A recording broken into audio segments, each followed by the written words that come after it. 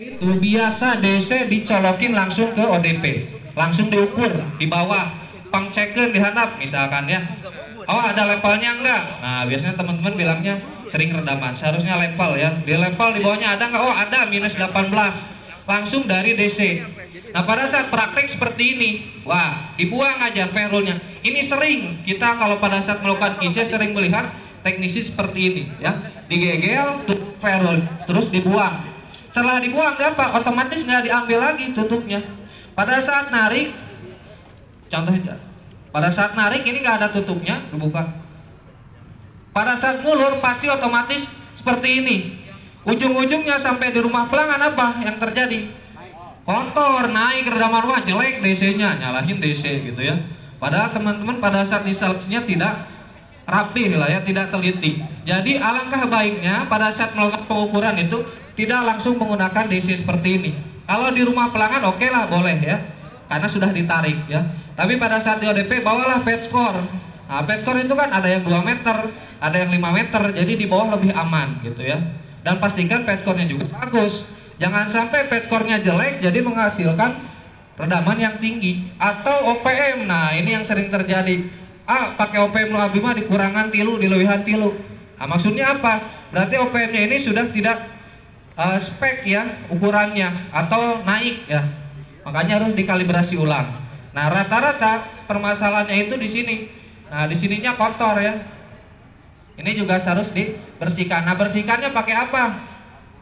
Nah, one click cleaner ada ya, ini harus ada ya, dan ini masuk di kontraknya ya untuk one click cleaner ini. Jadi fungsi one click cleaner untuk membersihkan ujung ferrul. Nah, ferrul di mana? Di OPM dan di DC. Nah, contoh pada saat teman-teman kalau misalkan menggunakan pad score, otomatis ininya kan ketutup ya. Jadi kan nggak langsung ukur di DC-nya gitu ya. Jadi ini aman kalau ketutup, si ferrul ini aman. Tapi kalau ini terbuka, gesek-gesek kena tanah, kena letak gitu ya. Pasti di ujung pelanggan itu seperti ini kan biasa. Nah, digosok ke waju kan. Kalau nggak digosok digini. Ada yang ditiup? Nah, adanya dilamot kan. Nah, ada oke-nya dilamotnya gitu ya. Nah, itu tidak bersih ya. Cara ngeceknya gimana? Ya, cara simpelnya memang kita pakai PFL ya. Nah, pakai PFL ditembak. Kalau di sininya buyar, merah, itu pasti kotor. Tapi kalau bagus dia akan nyembur lurus. Nah, itu. Tapi kalau pingin lebih detailnya harus pakai alat. Nah, ini namanya impression probe, harus dilihat, cuman kita nggak punya ya. Di FA sendiri hanya punya yang manual ya. Oke. Setelah kita tarik ya udah tahu nih oke ODP-nya, lalu pasang S-clamp ya. Cara pasangnya gimana? Judulnya juga S-clamp ya. Berarti harus membentuk huruf S. Nah, S-clamp yang kita seperti ini ya. Nah ini contoh, masuk dulu satu, nanti di sini dibulatkan ini diputar 1 kali, wajib diputar. Kalau tidak diputar ketarik pasti lepas. Diputar 1 kali, nah ke atas dikunci.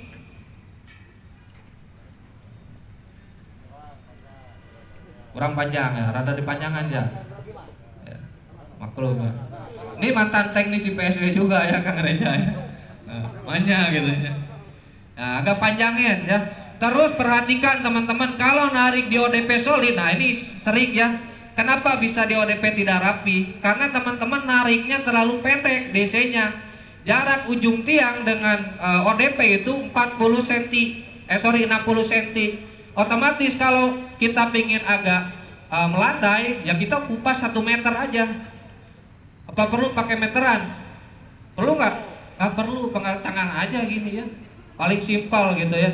1 meter, otomatis 1 meter nanti ada spare. Pada saat masuk ke ODP-nya ada spare, jadi tidak manteng istilahnya. Kalau manteng apa? Redaman naik, bisa crack atau bending.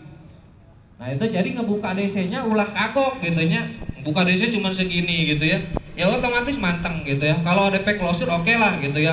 Karena jaraknya kan cuma 20 cm gitu. Nah ini contohnya, terus dikunci di sini. Nah ini sisanya dipotong.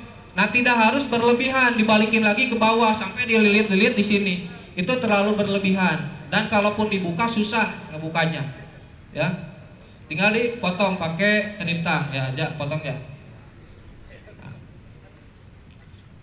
oke, nah ini dipotong sisanya. Nah, sakuan ya, karena bahayanya ban motor bisa bocor ya. Nah itu ditutup, terus pasang stopper. Nah ini yang perlu. Nah ini sering ketinggalan teman-teman. Stopper ini bisa pakai kabel tis atau pakai solasi ya. Nah, solasi boleh lah, cuman pasang solasinya harus benar-benar dia rapat lah gitu ya. Kalau longgar nanti moletek, istilah bahasa Sunda itu ngebuka lagi lah gitu ya. Jadi paling aman itu pakai stopper dan jangan terlalu keras. Kalau terlalu keras ini nanti malah crack, bending.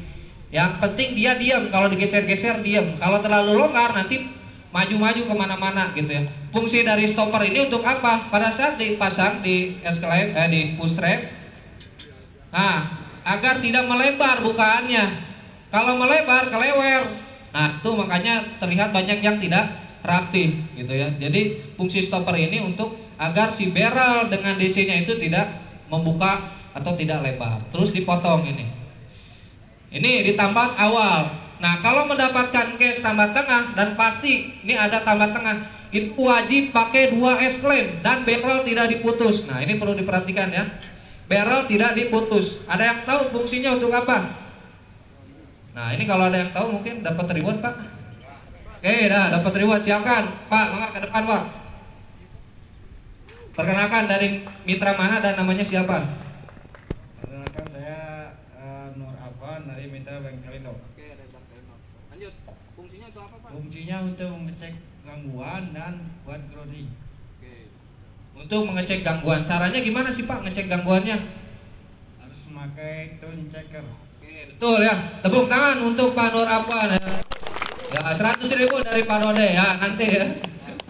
Oke, itu jadi fungsinya itu untuk mempermudah nanti pada saat pengecekan. Karena di lapangan itu kan DC banyak ya.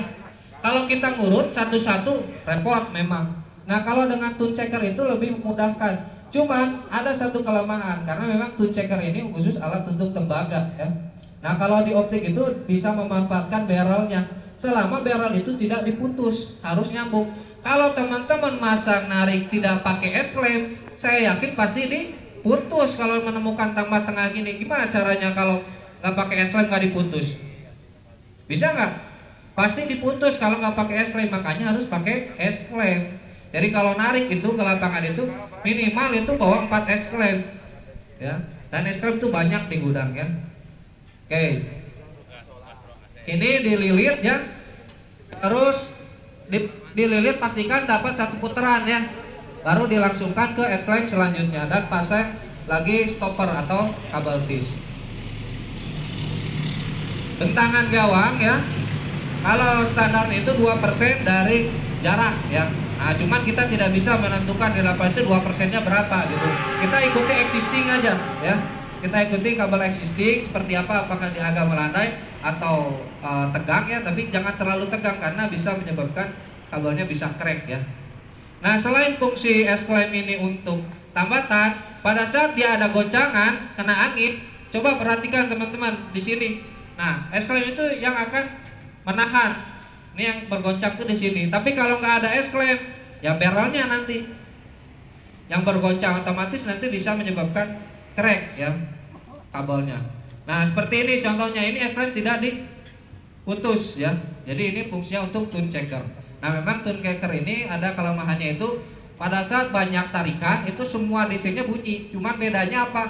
Bedanya kalau suara yang lebih kencang itu berarti DC yang kita ukur. Yang kita ukur pakai tune checker. Oke. Seperti ini. Nah ini istilahnya bentangan DC-nya itu tidak terlalu panjang ya. Kalau terlalu panjang boleh diputar lagi ya, digulung lagi. Tapi tidak boleh digulungnya kurang dari 3 cm ya. Kalau ini cukup ya. Kalau terlalu panjang boleh digulung, ditirep, ditamatin di barrelnya. Seperti ini contohnya. Nanti ini yang ke arah rumah pelanggan. Ke rumah pelanggan pun nanti pasang bracket. Nah, sama S-claim lagi ya. Jadi otomatis pada saat nanti teman-teman melakukan penarikan setelah mengikrarkan diri untuk memasang S-claim itu harus seperti ini ya standarnya. Siap teman-teman? Oke, lanjut. Nah, ini masih belum selesai ya, satu lagi.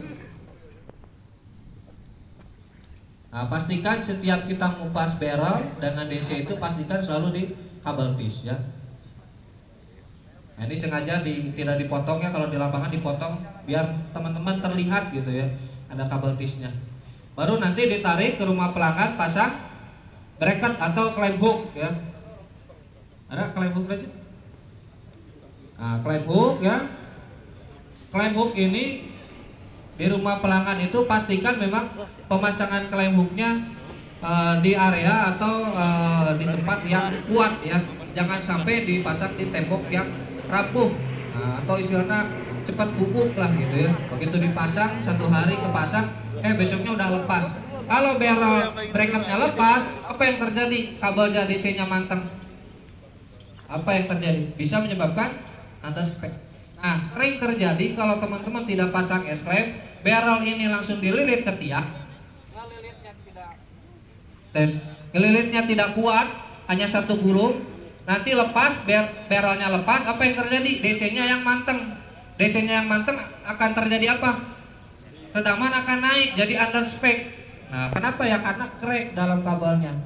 Gitu. Jadi memang fungsi S-clamp ini selain untuk ditambahkan untuk tadi agar tidak terjadi hal-hal sedemikian rupa ya. Lalu di rumah pelanggan pasang bracket ya. Lalu pasang OTP. Nah, ada yang tahu fungsi OTP, Pak? Ada lagi, Pak, reward? Boleh. Nah, fungsi OTP lah. Siapa? Ayo. Fungsi OTP. Tuh. Ayo, kemarin udah berempat nih semua, masa? Oh, ini Wahyu ya. Buat masuk itu Pak, buat masuk kelas. Nama saya Wahyu dari PT Informasi. Fungsi OTP adalah yang kode itu dari ya. Kabel indoor juga untuk memudahkan depannya untuk teknisi asuran mengecek perbaikan atau spek dengan cara dibuka di teras atau depan rumah. Begitu Bang. Ya, betul Pak Rude. Nah, ini Kang Wahyu ya. Bukan Kang Wahyu ya. Ya. Jadi fungsinya untuk memisahkan kabel yang di luar dan di dalam ya. Nah, fungsi OTP ini kalau terjadi gangguan DC-nya putus, ya udah yang diganti di DC di luar saja tanpa harus sampai ke dalam. Nah, kalau misalkan dalamnya yang putus, kabel inornya yang gigit tikus, ya udah yang diganti kabel inornya aja, harus narik ke luar. Nah, kalau tidak ada OTP, nanti kalau kabel DC-nya putus, otomatis teman-teman asuran perbaikan ya narik lagi seperti PT1 lagi dari ODP sampai ke rumah pelanggan. Nah, itu untuk memudahkan seperti itu. Lalu fungsi OTP ini memang dipasang di luar rumah ya. Di luar rumah fungsinya. Kalau dipasang di dalam rumah, nah ini saya sering lihat ya di beberapa FID teman-teman pasang OTP di dalam rumah. Ini OTP, coba pegang Kang Reja. Ini OTP jarak 1 meter 2 meter pakai resang roset. Untuk apa fungsi OTP ini tidak berguna lah kalau misal dipasangnya seperti itu. Karena apa? Karena kalau terjadi gangguan ya teman-teman harus sampai ke dalam rumah lagi gitu ya. Nah, itu ya. Jadi fungsi OTP ini memang untuk memisahkan jaringan yang di luar dan di dalam. Lalu ini roset ya, roset indoor ini kita ada yang 15 meter, 20 sama berapa? 40 ya. Jadi memang terbatas untuk IKR ini. Jadi makanya teman-teman pada saat di lapangan pastikan kabel atau rosetnya ini pas ya. Jangan sampai nanti kurang gitu ya. Oke, lanjut mungkin setelah beres itu nanti teman-teman ya seperti biasa ya melampirkan eviden ya dengan foto dengan pelanggan, BA digital, tanda tangan kontrak berlangganan ya. Baru nanti mungkin closing ya. Mungkin itu penjelasan dari kita tim FA Bandung ya.